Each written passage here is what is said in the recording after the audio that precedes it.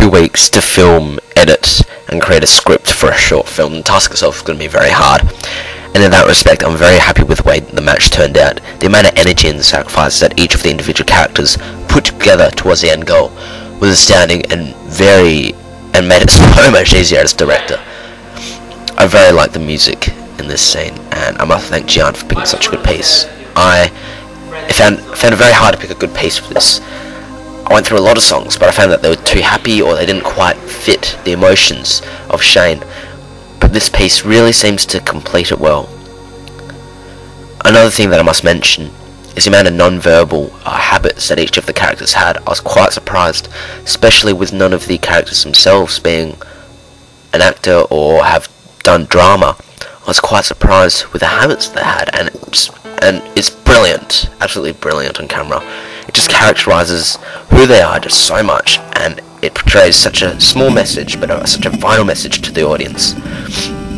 Here you see the original opening, Shane walking down Bayview Terrace, and I picked Bayview Terrace not only because it was close, but also because of its crowded nature. Here you see a flashback, and what I really like is how you see Alan and Daniel closing in from the far corners. Although not intentional, it just juxtapositions Shane's isolation, and it really magnifies just how alone he is. I really like the way Simon and Mark walk in that. It produces who they are and their status, especially Simon's flinging out the jacket in the wind. It just kind of shows that he's such a gangster and of such like higher status than Shane. You see the first revolve, and it does work quite well, in a sense that it does complete what I wanted to do. I would have liked for it to go on a bit longer, but obviously that was an error in myself for the filming.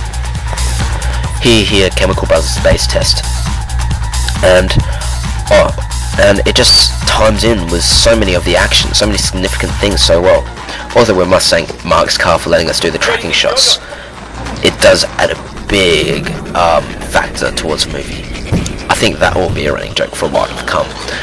But one of the big decisions I also had to make was whether or not to use sound effects in the movie, and although sound effects did make it sound a bit cooler or whatever, I think that it would have almost made the movie stupid in the fact that it was going to overshadow the emotions portrayed by the music.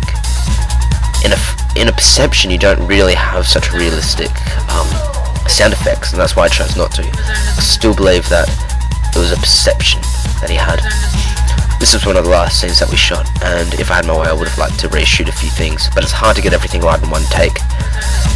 I also would have liked to restructure this fight a little.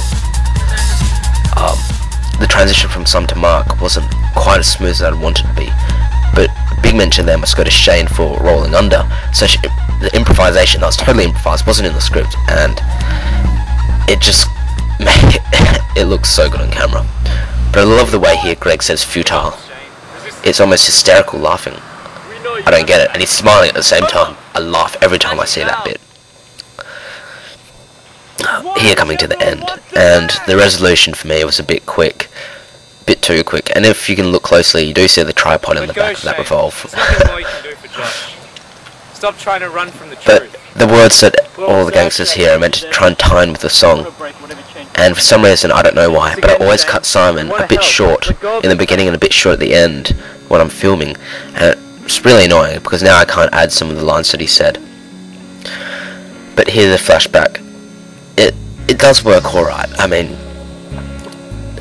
it fading away on the picture of Shane with the match, I think works well, as I think the audience will understand that he's remembering the truth, not his perception. This change in location was due to a flat battery, and we're so lucky with the battery because we literally had 0 battery left and we just managed to film everything. Very lucky. But that was the end of the film, and I'm very happy with the way it turned out. I think everyone would be with the way it turned out. I think we all had a lot of fun time doing it, and regardless whether we come away with $20 or not, I think we should all take a very positive outlook from the film. I had a lot of fun doing it, and I must thank all the guys for letting me film such a short film. Thanks.